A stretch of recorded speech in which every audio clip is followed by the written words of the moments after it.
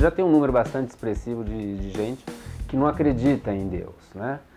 E essa foi uma preocupação tradicional da filosofia. A filosofia sempre lidou com a questão de uma causa primeira, de um criador do universo, ou de alguém que organiza, né, e dá uma ordem para o funcionamento do universo. E então, aproveitando uma preocupação ainda bastante atual e de um monte de gente, eu procurei fornecer textos para reflexão, textos que problematizam as provas da existência de Deus, às vezes textos de pessoas até que acreditavam em Deus, mas que não estavam satisfeitos com aquelas provas, por se tratar de uma entidade, digamos assim, inobservável, abstrata, né? Ninguém se pergunta muito se uma mesa existe, se um elefante existe ou não, certas coisas se manifestam para nós, né?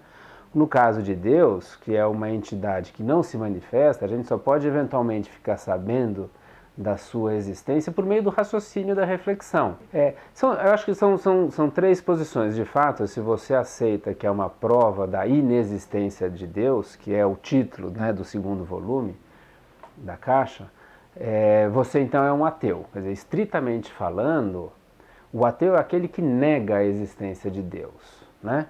Mas nem todo mundo nega a existência de Deus. Há também a possibilidade de você não se definir, pensar a esse respeito e não tomar uma decisão, não tomar, né, não se definir a favor de um lado ou do outro da questão, nem acreditar na existência, nem acreditar na inexistência. São os agnósticos, né? Então, essa segunda caixa, embora trate da inexistência, tem textos que às vezes estão mais próximos dessa terceira posição, que é o agnosticismo. Então, a gente poderia dizer que são três as posições fundamentais. A primeira é o teísmo daqueles que acreditam em Deus. O ateísmo, que acreditam que Deus não existe. E, finalmente, os agnósticos, que seriam aqueles que acham que a razão não é capaz de decidir se Deus existe ou não existe. A gente também procurou trazer textos representativos daqueles que questionam a legitimidade das provas, né, ou a validade das provas da existência de Deus.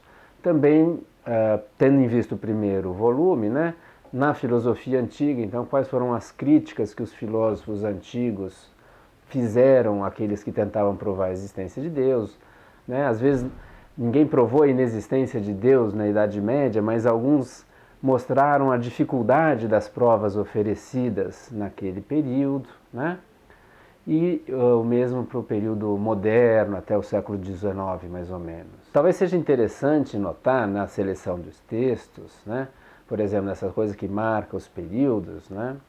Por exemplo, quando surge propriamente o ateísmo?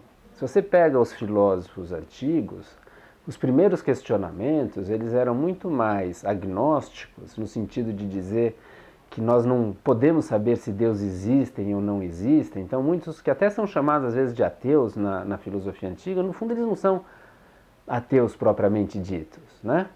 E a primeira prova, talvez, clara de que não existem deuses foi formulada por um filósofo na Academia do Platão, no período cético da Academia, que chama Carnéades. O Carnéades formulou uma série de argumentos cuja conclusão era, portanto, os deuses não existem, né? Então esses são talvez os primeiros argumentos contra a existência de Deus, ou melhor, a favor da inexistência de Deus. Então são textos muito interessantes historicamente. Provavelmente antes do Carnéades não existia algo como o ateísmo tal como nós entendemos hoje, nessa definição mais rigorosa de negação da existência de Deus. Às vezes comparando os diferentes textos e as diferentes provas nas diferentes épocas, isso também amplia o horizonte do leitor para a sua reflexão a respeito desse tema.